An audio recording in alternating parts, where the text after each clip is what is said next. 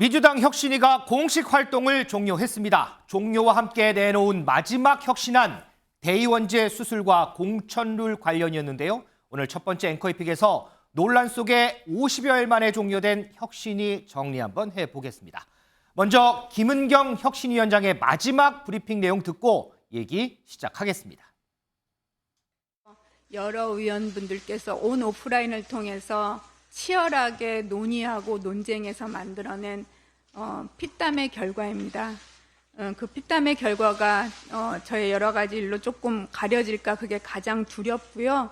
잘 받아서 민주당이 좋은 결과로 낼 수 있는 혁신안이 되기를 바람하지 않습니다. 혁신위원회 활동은 오늘로써 마무리하도록 하겠습니다. 그동안 혁신위원회 활동을 성원해 주시고 응원해 주신 모든 분들께 감사드립니다. 또한 그동안 부족한 말로 불편함을 드린 점에 대하여 정중히 사과드립니다. 미지수 기자, 민주당 혁신이 정확하게 활동 기간이 며칠이나 돼요? 네, 혁신이 지난 6월 20일에 출범을 했습니다. 네. 세보면 51일 만에 조기 종료를 하게 된 셈인데요. 당초 이재명 대표, 김은경 위원장을 지명하면서 개혁안 전폭 수용해서 강한 민주당 만들겠다 이렇게 약속을 했습니다. 그랬죠? 1호 혁신안에 대해서 민주당 의원 전원 불체포 특권 포기 서약 이 내용이 나왔는데 일부 의원의 반발 가운데 조건부로 수용이 됐습니다. 2호 꼼수 탈당 방지안이 나왔지만 이 김은경 위원장의 각종 설화 논란이 빚어지면서 사실상 빛을 보지 못했는데요. 네. 마지막으로 어제 이 3호 패키지에서는 당대표 선거에서 권리 당원 투표 70%, 국민 여론조사 30%로 뽑자 이런 내용이 담기면서 사실상 이 대의원제 폐지를 이야기하는 내용들이 담겼습니다. 이 명시적으로 대의원제 폐지나 3선 이상 연임 페널티 이런 내용이 담기진 않았지만요. 이 다선 의원의 경우에는 자발적인 용퇴를 촉구하는 발언 이런 것들이 담겼습니다. 한민수 대변인, 지금 그간 활동 이제 쭉 들어봤는데 자세한 얘기는 추후에 하기로 하고, 어쨌든 혁신위가 원래는 공식 종료일 이제 활동 기간이 다음 달까지였는데 이게 좀 미리 종료를 했잖아요. 그간 51일, 딱 51일이라고 하는데 51일간의 혁신위 활동 총평을 한다면 어떤 얘기를 하시겠어요? 우리 김은경 위원장도 명치를 향했던 칼끝이 정말 아팠다 이런 표현을 했듯이 본인으로 비롯된 논란들, 또 오늘도 사과를 어제도 발표할 때 사과를 하셨는데요. 네. 그런 부분 때문에 실제로 활동했던 부분들이 좀 가려진 측면은 있습니다. 근데 저희도 이제 정기국회 내부적으로는 그런 논의가 있었던 것 같아요. 저도 알아보니까 정기국회 전에는 아무래도 정기국회 시작되면 혁신위를 활동하기가 쉽지 않지 않습니까? 그래서 8월 말 정도로 잡고 있었는데 네. 이게 이제 어제로 종료를 했기 때문에 조기 종료는 맞는 것 같습니다. 맞는데 어제 전반적으로 이제 방대한 내용을 내놨습니다. 그걸 꼼꼼히 보신 분들은 많은 호평들이 나옵니다. 왜냐하면 거기 보면은 일반 국민들에 대한 여론조사 한 3천 명 가까이 하신 것 같아요. 그리고 당원들도 따로 조사를 했고, 그다음에 당직자와 보좌진 그리고 국회의원들도 설문조사를 했습니다. 근데 그걸 이제 공표는 못했죠, 이제 그게 이제 여러 가지 선거법도 있고 하기 때문에 그 내용들이 이제 자료는 다 밝혀져서 보신 분들도 많고 우리 기자분들도 보셨는데, 그 보면 지금 우리 민주당이 어떤 걸 바꿔야 되는지, 어디서부터 시작을 해야 되는지 이런 출발점, 인식들에 대한 것들은 상당히 저도 내용을 쭉 꼼꼼히 봤는데 잘 돼 있더라고요. 그리고 좀 전에 우리가 화면에서 봤습니다. 공직윤리를 새로 신설한 부분도 있고, 정책 역량을 강화해서 우리 민주당이 수권 정당으로서 셋도 캐비넷을 지금부터 갖춰야 된다. 네. 책임 국회의원을 만들어야 된다. 그리고 앞으로 기후위기랄지 AI랄지 여러 가지 미래 시대를 대비하는 미래 인재를 다음 총선에서도 20% 정도의 할당을 해서 포함시켜야 된다. 이런 의제들이 상당히 많이 나왔는데, 아무래도 지금 민 기자님 말씀대로 어떤 핵심적인 내용들, 당원들과 또 국회의원들이 관심 가질 만한 내용들이 부각되지 않나 싶습니다. 그리고요, 김남희 혁신위 대변인이 오늘 아침에 이제 라디오 방송에 나와서 이런 얘기를 했더라고요. 혁신위 조기 종료에 대해서 여러 가지 공격들의 영향이 있었던 것 같다 이렇게 얘기를 했는데, 혁신위 내부에서는 제기되는 여러 가지 비판들을 공격으로 이렇게 좀 느끼는 거 아닌가 이런 생각도 좀 드는데요. 근데 이제 저는 지난번에 여명 투표인가요? 그런 얘기할 때도 좀 일찍 좀 위원장께서 입장을 표명하면서 사과 말씀을 하거나 취지 같은 건 저는 이해를 할 수 있습니다. 2030의 자담회랄지 네. 청년 미래 세대가 본인들의 미래를 결정하는 투표에 적극적으로 나서달라 이런 것들은 좋은데 그 예가 좀 부적절했던 것 같습니다.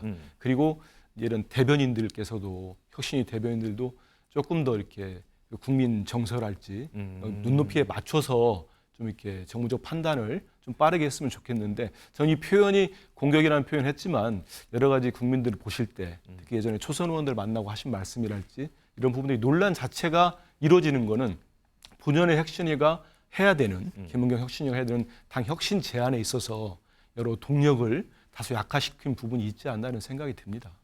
알겠습니다. 자, 근데 국민의힘에서는요, 이번 혁신위를 두고 여야를 막론해서 망라하고 최악의 혁신이다 이런 평가를 내놨습니다. 그 목소리 좀 듣겠습니다. 민주당 혁신위가 시작부터 마지막까지 각종 사고만 치다가 출범 51일 만에 초라하게 퇴장했습니다. 발표한 혁신안들도 애초에 목표를 한 윤리쇄신보다는 특정 계파의 이해관계 관철에 치중됐습니다. 가히 여야 불문하고 역대 정당사를 통틀어 최악의 혁신위로 기억될 것이라는 혁신안이라고 불리지만 그 내용은 개딸 장악이다 이렇게 생각합니다. 민주정당으로 가기보다는 독선정당으로 가기 위한 안을 가지고서 혁신안이라고 우긴다 그러면 그야말로 어불성설일 것입니다. 우리 이동석 전 행정관은 민주당 혁신위의 51일 어떻게 좀 평가를 하시겠어요? 지금 뭐 혁신위가 실패한 이유 저는 단 한 가지라고 봅니다. 바로 조기 종료됐다. 그거에 모든 의미가 포함되어 있다고 저는 생각을 해요. 지금 뭐 이재명 대표가 혁신위원장을 이렇게 선임해서 데려오지 않았습니까? 네. 근데 이렇게 혁신위가 조기 종료가 되면서 저는 이재명 대표에게 결국 책임 소재가 돌아갈 것이다 이렇게 생각을 하고 있어요. 한 가지 저는 이런 생각도 해봤습니다. 뭐 이재명 대표가 만약에 지금 논란이 되고 있는 사법 리스크가 없었다면 혁신위가 이렇게 조기 종료가 됐을까? 그 생각도 한번 해봤는데 네. 뭐 이재명 대표가 사법 리스크가 없었으면 저는 혁신위의 이런 추진 방향이 완전 드라이브가 강하게 걸렸을 거라고 저는 예상을 합니다. 이재명 대표의 사법 리스크 때문에 결국 혁신위가 실패한 것이라고 보고 있고요. 지금 혁신위가 발표한 여러 가지 것들 저는 이게 제대로 최고위에서 통과가 되지 않을 거라고 봅니다. 뭐 최고위원들 사이에서도 지금 계속해서 싸우고 있고 이거는 아니다, 저건 아니다 이런 발언들이 계속 나오고 있습니다. 네네. 민주당 입장에서 저는 희망적인 발언을 하자면 저는 이런 혁신위가 조기 종료됨에 따라서 저는 오히려 잘 됐다. 이런 거를 다시 기회 삼아서 새로운 혁신위 혹은 비대위를 출범해서 새로운 마음으로 출발하기를 한번 기대해 보겠습니다. 알겠습니다. 자, 그러면 우리 승재현 의원은 정치권을 바라보는 이 국민의 시선의 하나로 이번 민주당 혁신위의 활동 기간 중에 가장 기억에 남는 거는 뭐가 있으세요? 사실 뭐 저희 같은 입장에서는 워낙 세상에 흉흉한 사건이 많이 발생해서 그 흉흉한 사건에 국민의 생명과 안전을 어떻게 지킬까라는 고민을 했는데 한 세 가지 제 머릿속에 떠오르는 게 불체포 특권입니다. 이거는 저희 뭐 법조 쪽에서도 고민하고 있는 것 중에 하나인데 불체포 특권 사실상 헌법상의 권리라가 포기 못합니다. 이거는 헌법이 부여하고 있는 거니까. 하지만 정치권에서 해석기를 돌려서 우리가 이게 필요 없으니 우리가 이거를 받아들이지 않겠다. 불체포 특권을 우리가 내려놓겠다라고 하면 좋은데 제가 언뜻 들었을 때 정당한 영장 청구라는 이야기가 나온 듯해요. 정당한 영장 청구는 법원이 판단하는 건데 과연 정당한 영장 청구를 민주당 안에서 어떻게 판단할지는 그냥 법조인의 한 사람으로 좀 이렇게 머릿속에 그 부분이 좀 의문이 남는다는 점과 네. 두 번째 복당 조치했어요. 저희 뭐 어차피 법조이니까 검수완박에 관련된 법안을 많이 고민했었잖아요. 그때 A라는 의원이 분명히 탈당을 했다가 그 A라는 의원 때문에 법안이 통과되는 부분이 없지는 않습니다. 그런데 그 부분도 조금 저희들은 좀 보기 좀 이상했어요. 이게 사실 국회가 만들어 놓은 선진화법이라든가 국회법에 따라서 그렇게 하는 거는 법적으로는 가능하더라도 과연 국민의 눈높이에 맞을까라는 생각을 했는데 지금 같은 경우에는 뭐 다른 B라는 의원이 복당 조치 요구를 제외하고 있는 이런 모습들이 다른 어떤 그 김은경 대표 혁신위원장의 설화에 묻혀 있는 느낌이라서 그 부분이 제일 마음에 안타까운 거고 네. 사실 마지막에 대의원 축소 전 너무 어려워 모르겠어요. 무슨 말인지. 하지만 한 가지만 말씀드릴게요. 만약에 정말 신진 정치인을 위한다면 저는 좀 이렇게 선수가 높으신 분들에 대한 판단도 같이 함께 양보와 소통은 필요했지 않았을까. 그런데 거기 혁신안이 뒤로 확 밀렸거든요. 그래서 그런 부분들이 좀 아쉽지 않을까 그렇게 말씀드리겠습니다. 우리 한민수 대변인이 고개를 끄덕끄덕 하시는 것 같습니다. 자, 혁신위는 조기 종료됐지만요. 남긴 불씨는 지금 활활 타오르고 있는 것 같습니다. 바로 대의원제 때문인데요. 그 목소리 좀 듣겠습니다. 당대표하고 최고위원은 이제 선출해서 권리당원 투표 70%, 국민 여론조사 30%로 선출하는 안을 저희가 마련을 했고요. 대의원 당원 직선제를 마련을 했습니다. 그간 민주당의 대표적인 부조리로 지목되어 온 대의원 제도의 개정을 담은 이번 혁신안을 민주당 지도부는 즉시 수용해야 합니다. 이런 우리 당원들의 열망을 정면으로 거스르는 담론들이 언론을 타고 흘러나오고 있습니다. 여기에 분명히 경고합니다. 당원들이 환호하는 혁신안을 국회의원이 반대에 좌초시키고자 한다면 이는 의원 본인에게 크나큰 역풍으로 돌아갈 것입니다. 한민수 대변인, 지금 이 문제 가지고 어제부터 이른바 친명, 비명 목소리가 점점 올라가요. 개파간 유불리가 이게 있는 거예요? 어떤 거예요? 그때 일단은 저는 이제 어제 혁신안 발표할 때 저도 깜짝 놀라는 게 저희 우리 민주당 당원이 250만 명인지는 몰랐습니다. 자, 그 발표에서도 했듯이 OECD 국가 중에 가장 많은 당원을 보유한 그렇다고 하더라고요. 예, 했는데 물론 뭐 이제 6개월 이상 권리당원들은 한 130만 명 정도 되는데 그래도 한 번이라도 당비를 냈던 권리당원들이 250만 명이 되기 때문에 그 책임감을 저 역시 민주당 일원으로서 느껴야겠다는 생각을 하고 있고요. 지금 이제 이 문제의 출발점은 저희들 혁신위를 발족할 때도 그렇고 이른바 돈봉투 의혹 사건이 불거졌을 때 결국은 그게 대의원제, 대의원들의 이제 과도한 권한 이런 데 출발한 거 아니냐 이런 문제의식들이 있었거든요. 그건 아마 이제 이른바 언론에서 얘기하는 비명 친명에 갈라지지 않고 공통된 인식이었다고 봅니다.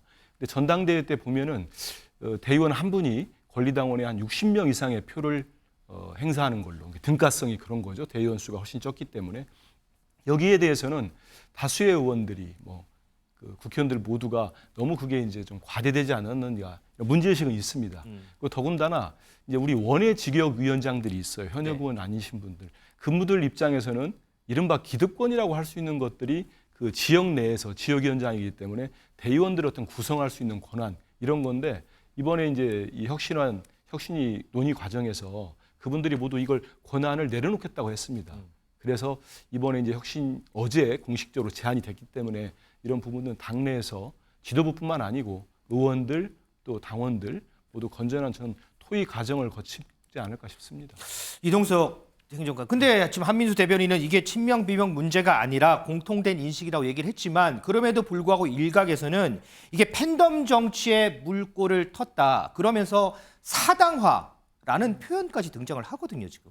뭐 민주당 일부 내에서도 지금 사당화가 이루어지고 있다 이런 비판의 목소리가 나오고 있지 않습니까? 사실 뭐 대의원제 폐지 이거는 뭐 차기 공천 그러니까 차기 총선을 염두한 행보보다 제가 볼 때는 이건 차기 당대표를 뽑기 위한 어느 정도의 친명 고르기다 이런 걸로 판단이 되는데요.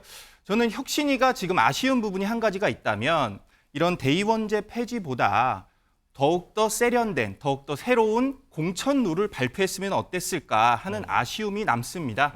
이런 공천 룰은 전혀 배제가 됐거든요. 예를 들면 뭐 3선 이상 동일 지역구 출마 금지 이것이 예상됐지만 발표가 안 됐어요.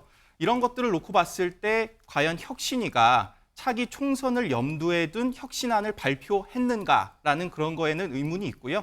이재명 대표의 차기 당대표를 위한 어느 정도의 사당화가 이런 것에 담겨 있다. 저는 그렇게 생각하고 있습니다. 자, 어쨌든 오늘 아침 민주당 당 회의에서요. 민주당 최고위원 사이에서도 이 문제로 인한 이견이 노출이 됐습니다. 목소리 좀 듣겠습니다. 혁신위가 제안한 내용 상당수는 우리 민주당의 헌법인 당헌 개정이 필요한 사항들입니다. 오로지 전당대회, 즉 당대표와 최고위원을 선출하는 곳에만 적용됩니다. 국민이 선출해야 할 총선에 영향을 미치는 것도 아니고 국민의 민생과 관련된 시급성을 다투는 것도 아닌 일로 이런 무리수를 두어야 하는 이유를 찾기 어렵습니다. 단체나 조직을 혁신할 때 반대하고 저항하는 목소리가 나올 수밖에 없습니다. 그러므로 혁신의 과정은 혼란스러워 보일 수밖에 없습니다. 모든 사람을 만족시키는 혁신은 존재할 수 없습니다. 내 마음에 들지 않는다고 혁신을 거부하는 것은 자기 스스로를 낡은 존재로 만드는 길이라는 것을 우리 함께 자각했으면 좋겠습니다. 일단 혁신안은 혁신위의 제안이기 때문에 당내 논의를 거쳐서 합당한 결과를 만들어내도록 할 것입니다. 당내 반발도 큰데 얼마나 수용될 거라고 보세요?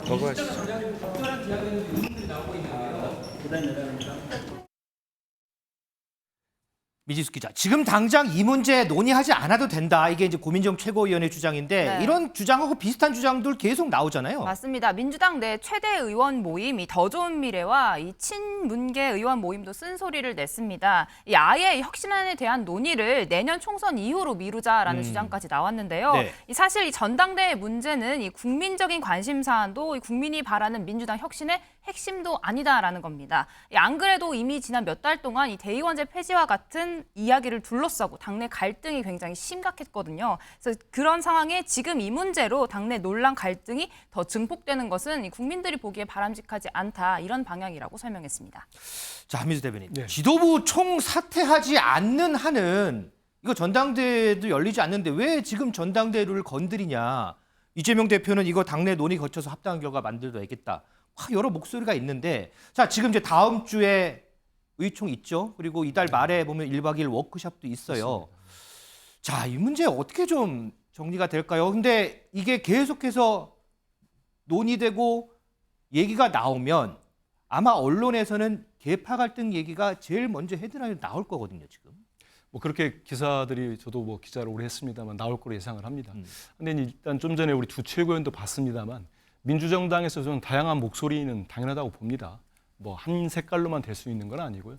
이재명 대표께서 말씀하신 대로 일단 제안이 됐고 거기에 대한 논의 절차를 거치겠다는 게 뭐 저는 지금으로서는 당연하다는 절차라고 봅니다. 네. 저는 이런 생각을 합니다. 이 국가의 주인은 국민이듯이 당의 주인은 당원입니다. 아까 말씀드린 대로 250만 명의 당원이 있고 그 당원들이 정말 절대 다수의 당원들이 이 대의원제 문제, 이 폐해를 지적을 하고 당의 주인으로서 보다 더 적극적인 역할을 하겠다는 말씀들을 하고 계세요. 그래서 이런 부분들은 논의가 돼야 될 것 같고 저는 이게 총선 이후로 가면은 물론 그런 주장도 뭐 합리성이 일부분 있을 겁니다. 한데 네. 총선 이후로 가서 내년 8월을 앞두고 이 전당대회 룰을 손댄다고 하면은 더 많은 또 갈등이 있을 수도 있거든요.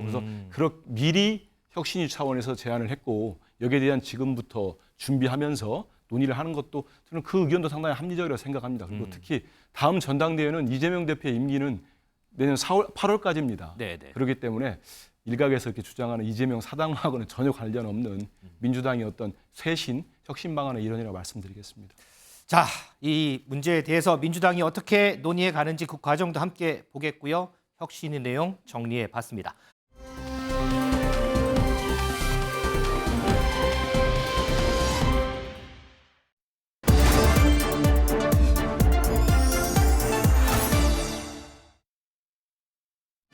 네, 뉴플리 오늘 제목은요. 이 조민 기소의 정유라 그러게 착하게 살지. 이 목소리 낸 권영세, 김태우 공천 가능입니다. 공소시효 만료 보름을 앞두고 어제 검찰 조국 전 장관의 딸 조민 씨 입시비리 혐의로 재판에 넘겼습니다. 이 검찰 관계자 가담의 정도 가볍지가 않다. 주도적인 역할을 난후한 것으로 보인다.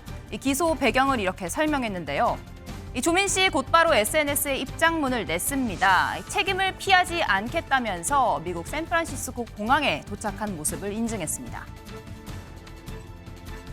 저는 떳떳합니다. 부끄럽지 않게 살았고요. 표창장으로 의사가 될 수는 없습니다. 그리고 검찰에서 저를 표창장 위조나 아니면 입시 방해로 기소를 할 수도 있겠다는 그런 생각이 들었습니다. 그렇게 된다면 저도 법정에서 최선을 다해서 진실을 밝히려고 노력할 것이고 제 삶도 이제 새로 개척해 나갈 것입니다. 정경심 교수의 유죄가 대법원에서 확정된 이후 당사자와 가족들은 이를 겸허히 받아들이고 스스로를 돌아보고 있습니다. 특히 자식들은 많은 고민 끝에 문제된 서류와 연결된 학위와 자격을 모두 포기했습니다. 보다 낮은 자세로 진솔한 소명을 하겠습니다.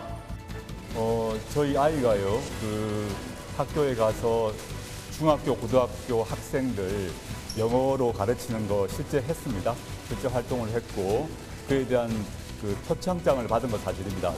제 처가 그걸 했다 그러면 법적인 책임을 져야 되고 누구나 법 앞에 평등하다고 생각합니다. 네, 부모인 자신의 불찰과 잘못이라던 조국 전 장관, 이 딸의 기소 소식에 차라리 나를 끌고 가 고문을 해라 이런 글을 올렸는데요. 이 아들에게 허위 인턴 증명서를 발급해준 혐의로 1, 2심 유죄가 나온 최광욱 의원도 이 창자가 끊어지는 아픔이라고 적었습니다. 사필 규정입니다. 부모인 저희의 불찰과 잘못이 있었음을 자성하고 있다는 조 전 장관 부부의 입장문과 조민 씨의 고려대 부산대 입학 취소 불복 소송 취하 및 의사 면허 반납은 결국 검찰 기소를 피하고자 한 쇼였습니다. 네, 조국 전 장관 일가와 인연이 깊은 또 다른 인물이 있죠. 어머니 최성원 씨가 입시 비리로 유죄 판결을 받았지만 본인은 기소를 피했던 정유라 씨입니다. 그동안 조민 씨 관련된 이슈에 꾸준히 의견을 밝혀왔는데요. 사실 조국 씨 딸이 불쌍하다 이런 얘기를 나오는 것부터 저한테 너무 극심한 스트레스고요. 인권이 조국 씨 따님한테만 있고 저랑 제 아이한테는 없는 건가요? 돈도 실력이다. 돈 없는 너의 부모를 탓해라 라고 딱 정유라 씨가 말합니다. 맨 처음 이화여대 내부였지만 전국에 퍼지면서 전국에 다운표 쳐서 개, 돼지들이 화가 날 수밖에 없는 거죠. 정유라 씨가 그냥 가만히 있어 모르고 그냥 가만히 있지 않고 돈 없는 부모 너희 탓해? 라고 말을 해버린 거죠. 이건 아니다라는 거죠.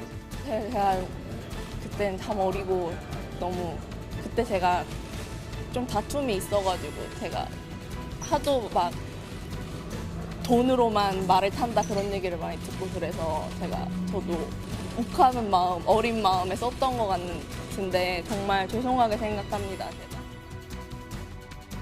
네, 이런 가운데 야권의 화살 8.15 특별 사면을 받게 된 김태우 전 강서구청장으로 향했습니다. 강 전 구청장 문재인 정부 민정수석이었던 조국 전 장관의 감찰 무마 의혹 등을 폭로했었죠. 공무상 비밀 누설 혐의로 지난 5월 대법원 형이 확정되면서 이 구청장직을 상실했습니다. 하지만 이번 사면으로 당장 10월 선거 재출마 가능성이 점쳐진 상황인데요. 대법원 판결의 잉크도 마르기도 전에 김태우 전 강서구청장은 8.15 특사로 자유의 몸이 될 모양입니다. 그에 반해 조국 전 장관의 딸 조민 씨는 기소하겠다고 합니다. 엄마는 표창장 등으로 징역 4년, 아버지는 기소와 재판, 교수직 박탈, 딸은 뒤늦은 보복성 기소. 조국 장관 가족이 조선시대 무슨 사화라도 일으켰습니까? 멸문지와 초토화를 시키니 윤석열 정권 시원하십니까? 3개월 전에 법의 판단을 받았는데 법원 판결을 무시하며 김태우를 다시 살려줘서 강서구청장 다시 내보낼 모양이죠. 국민 여러분, 살다 이런 경우 처음 봅니다. 많은 사람들이 얘기합니다. 설마요 라고 이야기하는데 윤석열 정부는 그 설마를 진짜 해냅니다.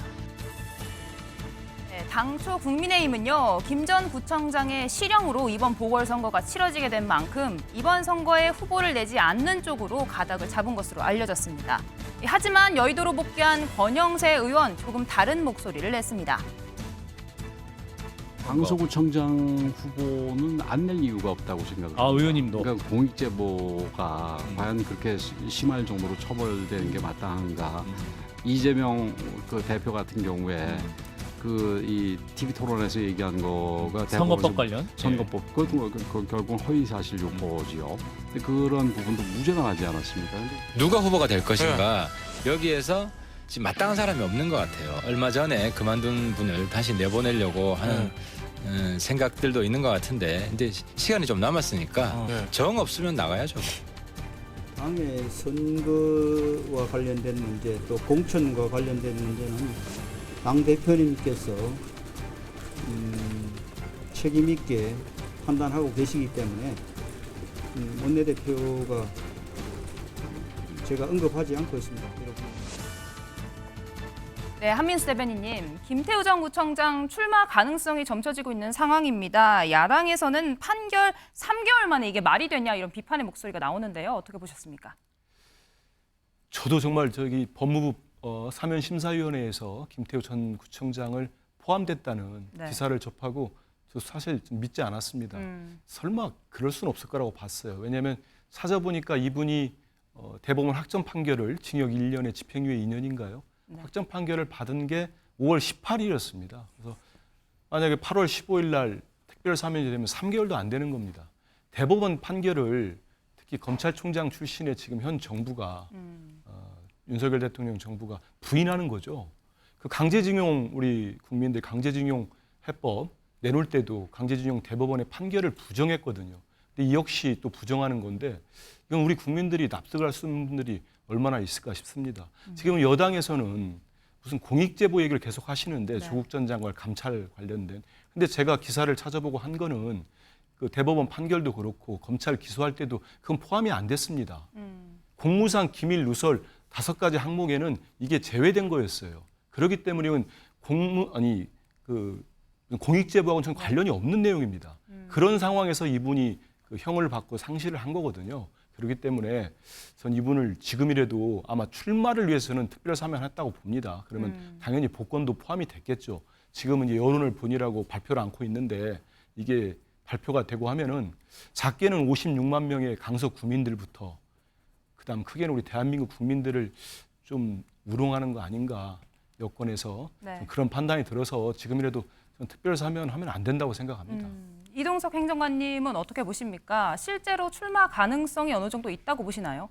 출마 가능성이야 얼마든지 있죠. 당연하죠. 근데 이게 사실 이게 권영세 그러니까 의원 전 장관께서 하신 말씀은 이게 지역에서 얼마나 경쟁력이 있냐. 네. 지역에서 경쟁력이 있다면 공천을 할 수도 있다. 이런 거를 이렇게 에둘러 말씀하신 것 같아요.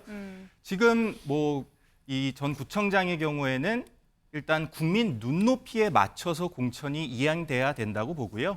일단은 시간은 좀 남아 있는 것 같습니다. 국민의힘 공천심사위원회가 열릴 겁니다, 분명히. 그 과정에서 합당한 뭐 이유라든지 이런 재판을 겪게 된 사유에 대해서 어떻게 논의가 될지 국민 눈높이에서 이거는 무조건 공천이 돼야 될 것으로 보입니다. 네.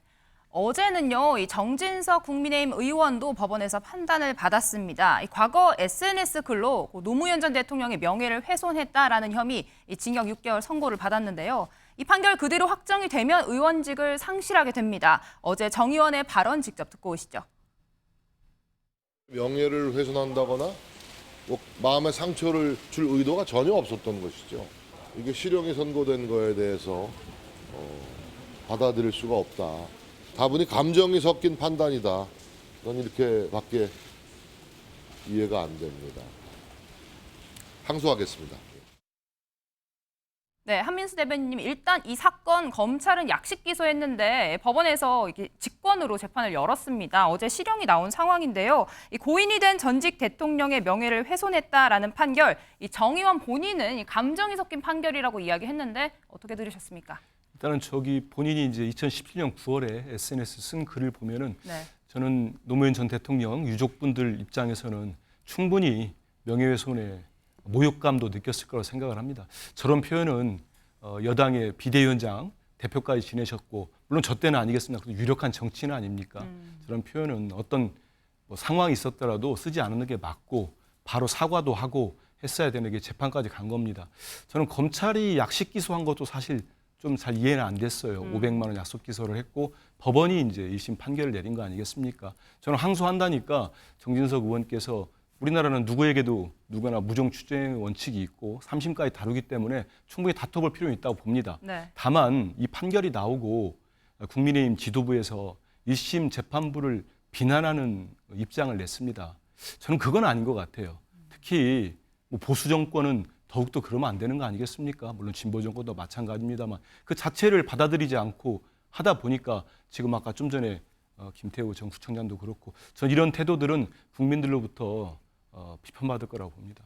네, 뉴플리 오늘은 여기까지고요.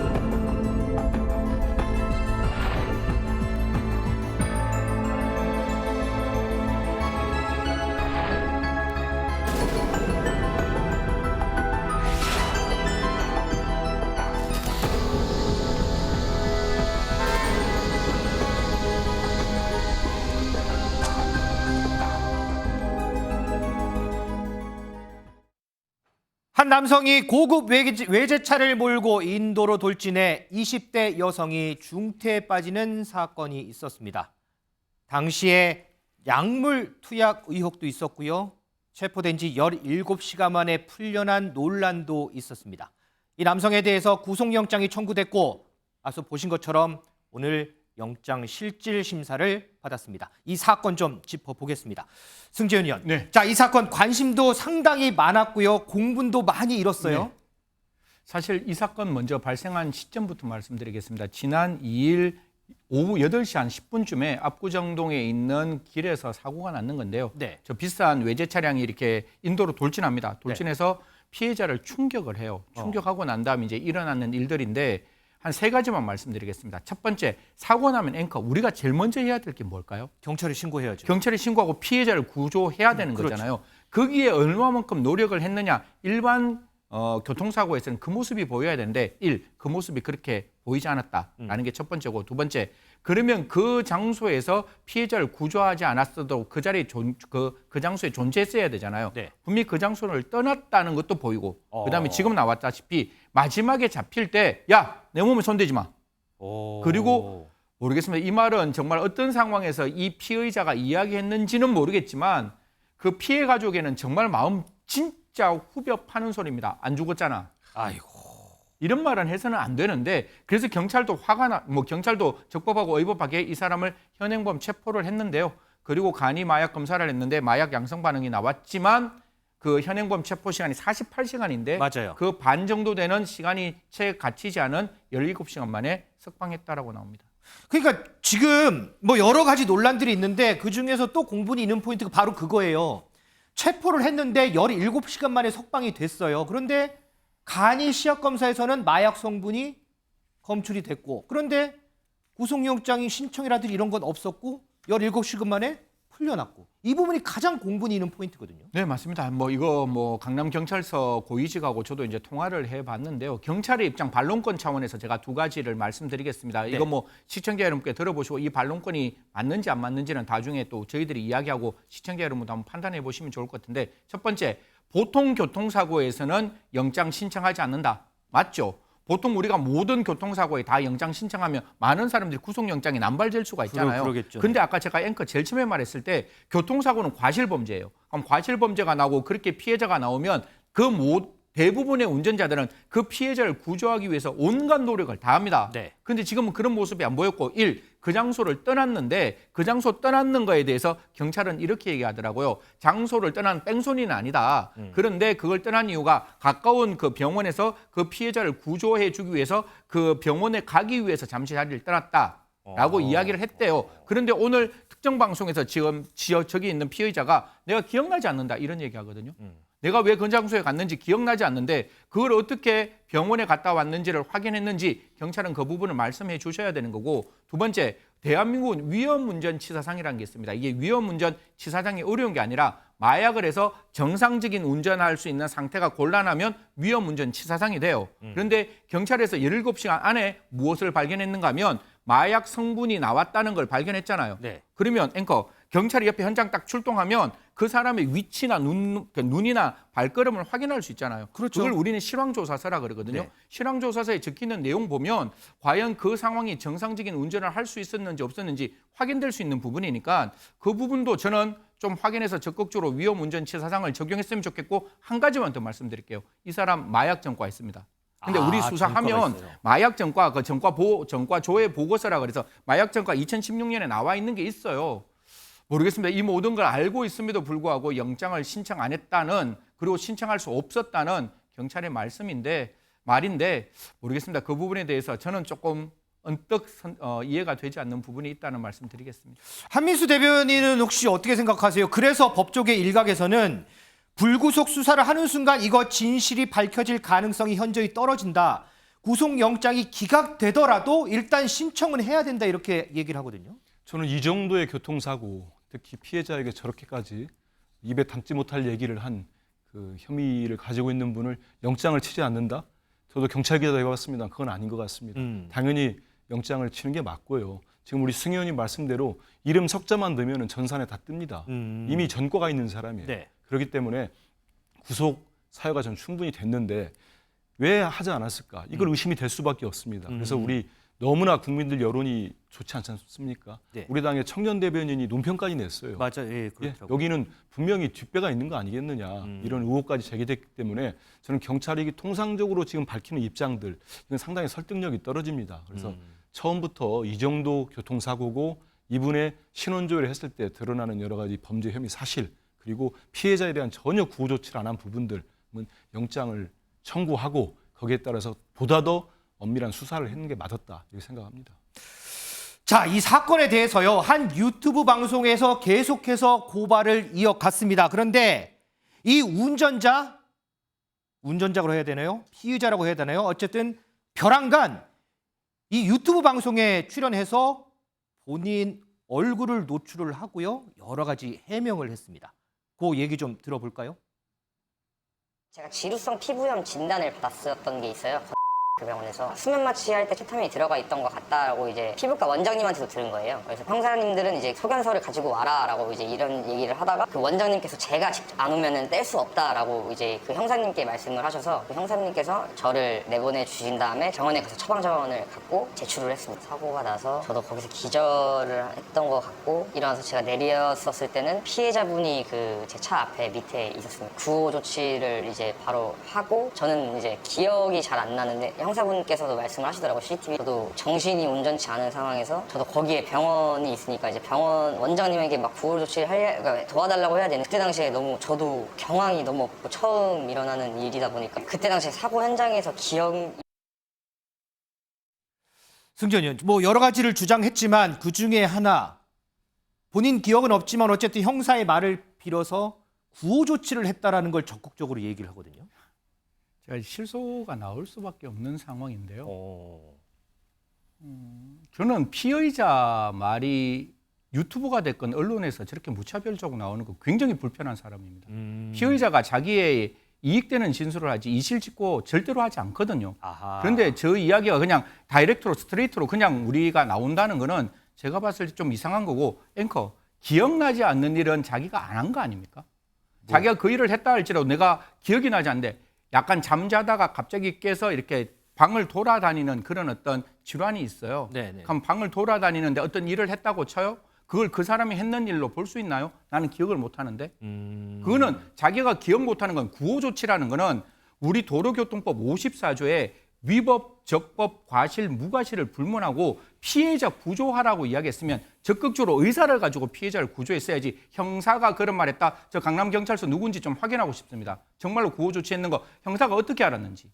그게 거짓말이라면 지금 나와 있는 이 피해자의 진술은 우리가 단 하나도 받아들일 게 없다. 그리고 아까 말씀드렸잖아요. 이렇게 기억나지 않은 정도의 운전을 해서 기절까지 했고 아까 도로를 비싼 외제차를 이렇게 벽을 끓는 모습이 보이잖아요. 그 정도로 운전하는 게 좀 어려웠다. 그리고 그 병원에 나오는 모습이 휘청휘청거리는 거거든요. 그럼 경찰 입장에서는 분명히 정상적인 운전을 할 수 없는 상황이라는 걸 몰랐다면 저는 아쉬운 거고 알았는데도 그 부분을 이야기하지 않고 그걸 실황조사서에 담지 않고 그게 조사에 반영되지 않았다면 그 부분에 대해서는 좀 적극적으로 소명해 주시기를 좀 부탁드리겠습니다. 자, 그러면 피의자가 얘기하는 일방적인 주장은 받아들일 수 없다라고 하셨는데 그럼에도 불구하고 하나만 더 확인해 볼게요. 이 피의자가 석방이 된 이후에 국가수의 검사 결과가 나왔는데 7종에 달하는 마약 성분이 검출이 됐어요. 그런데 이 피의자는 수면제를 먹었는데 그것 때문에 그런 것 같다라고 하거든요. 수면제를 먹으면 이런 7종에 달하는 마약 성분이 검출될 수가 있나요? 수면제도 다 병원에 처방전이 필요하죠. 지금 나와 있는 7종이 지금 제가 알기로는 첫 번째 케타민이 나왔고 그 케타민 다음에 다이제팜, 미다졸람, 그다음 포로포폴 그리고 아미노플루티드 라팜 이건 저도 처음 들어보는 그 병명이라 제가 약간 버벅거렸는데 그런 종류 중에 4가지 정도 제팜이라고 끝나는 것은 수면제는 맞는 것 같습니다. 맞는데 이런 종류의 수면제가 정말로 의료용으로 만들어졌는 건지 아니면 그렇게 했는지는 확인돼야 되는데 한 가지만 말씀드릴게요. 케타민이 주사를 맞고 그 전날에도 다른 어떤 향정, 그 전날에도 다른 형장을 했다고 그렇게 이야기가 나와 있으니까 과연 그런 것들이 정말로 그러니까 의료용으로 만들어졌는지는 한번 확인하는 게 필요하다는 말씀드리겠습니다. 자, 미지숙 기자, 조금 전에 우리가 봤지만 오늘 오전에 영장 실질 심사를 받았어요. 네. 오늘 오전 11시에 원래 심사가 시작될 예정이었는데요. 이 남성 9분이나 지각을 했다고 합니다. 또 그 와중에 또 지각도 했어요? 맞습니다. 취재진 카메라를 피하려고 그랬던 것 같은데요. 빠져나올 때는 카메라를 피하지 못했습니다. 영상 직접 보고 오시죠. 사고 당시 기억 안 난다고 하셨는데 약물 과다 투약하신 거 아닌가요? 아닙니다. 사죄드리겠습니다. 병원 여러 군데 다니면서 약물 쇼핑하셨을까요? 피해자 뇌사 상태 지금 빠졌는데 하실 말씀 없으신가요? 피해자분께 정말 죄송합니다. 정말 죄송합니다. 마약 혐의 인정하셨는데 최근에도 투약하신 적 있을까요? 정말 죄송합니다. 죄송합니다. 지금 보면 연신 정말 죄송하다, 피해자분께 죄송하다 이런 얘기를 했는데 그런데 지금 이 피해자분 상태가 좀 많이 안 좋다 그러더라고요. 맞습니다. 머리와 다리를 크게 다쳐서 수술을 받았지만 현재 뇌사 상태라고 합니다. 이 피해자의 오빠가 밝힌 내용에 따르면요. 지금 호흡기를 떼야 할지 이번 주말에 서울에 올라가서 확인을 해야 된다. 결정을 내려야 하는 상황이다. 이렇게 의사로부터 전달을 받았다고 합니다. 이 피해 여성 1년 전에 홀로 서울에 올라와서 이 직장 생활을 하면서 자격증 공부를 해온 것으로 알려졌는데요. 문제는 해당 이 가해자, 이 피해자 가족에게 전혀 연락한 것도 없고 이 사과의 말을 전한 적도 없다. 이렇게 피해자의 오빠가 직접 전했습니다. 설명을 들으면 들을수록 정말 공분이 일만한 그런 사건이었습니다. 자, 이 사건 살펴봤고요.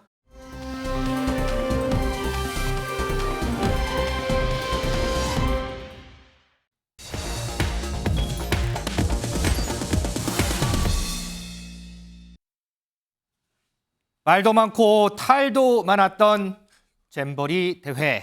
자, 오늘 저녁 피날레를 장식한 K-팝 콘서트를 끝으로 대단원에 막을 내립니다. 자, 과연 유종의 미를 거둘 수 있을까요? 민지수 기자, 지금 정부에서도 지금 이 행사 엄청나게 신경을 쓰겠죠? 맞습니다. 이 스카우트 대원과 관계자 4만 3천 명이 경기장에 한꺼번에 몰립니다. 이 2시 반부터 3시간에 걸쳐서 순차적으로 사람을 넣어서 혼란을 방지하겠다라는 입장인데요. 이 콘서트장에는 통로별로 소방 경찰관 800여 명이 배치된다라고 합니다. 이 대통령실도 조금 전에 한덕수 총리에게 잼버리 대원들 끝까지 안전하게 챙겨달라 당부를 거듭했다라고 하는데요. 폐영식을 마친 뒤에 출국할 때까지 모든 체험과 관광, 숙식 최대한 지원해달라 이렇게 당부를 했습니다. 저녁 도시락과 물 9만 병이 현장에 준비가 된다라고 하는데요. 한덕수 총리 혹시나 대원들이 껍질을 밟고 넘어질 수 있으니 바나나는 빼달라 이런 식으로 정말 세밀한 어떤 이야기를 전했다라고 전해졌습니다. 한덕수 총리 안전 그만큼 또 안전을 강조했는데요. 이야기 직접 듣고 오시죠.